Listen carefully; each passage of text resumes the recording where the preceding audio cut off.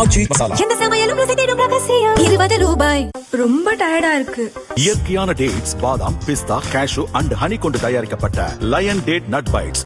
அரசு மருத்துவமனைகளில் பிறக்கும் குழந்தைகளுக்கு தலா 1 கிராம் தங்க மோதிரம் வழங்கும் திட்டத்தை அரசு அமல்படுத்தியுள்ளது. இதற்காக ஆண்டுக்கு 755 கோடி ரூபாய் நிதி ஒதுக்கப்படுகிறது. இந்த திட்டத்தை மறுபரிசீலனை செய்ய வேண்டும் என்று விசிக தலைவர் திருமாவளவன் வலியுறுத்தியுள்ளார். தமிழகத்தில் 56% குழந்தை பிறப்பு அரசு மருத்துவமனைகளில் நடக்கிறது. எஞ்சிய 44% தனியார் மருத்துவமனைகளில் நடக்கிறது.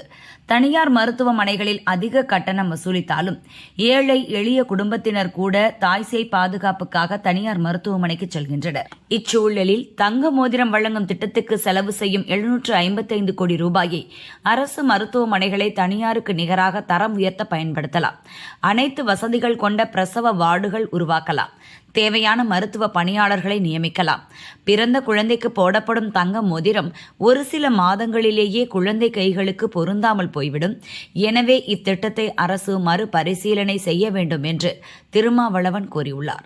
மேலும் முன்னாள் முதல்வர் ஸ்டாலின் தேர்தலில் தோற்றதை ஏளனம் செய்யும் வகையில் முதல்வர் விஜய் சட்டசபையில் பேசாமல் தவிர்த்து இருக்கலாம். சட்டசபை மரபையும் முதல்வர் பதவிக்குரிய மாண்பையும் முதல்வர் விஜய் பேணிக்காக்க வேண்டும் என்று திருமாவளவன் கூறியுள்ளார்.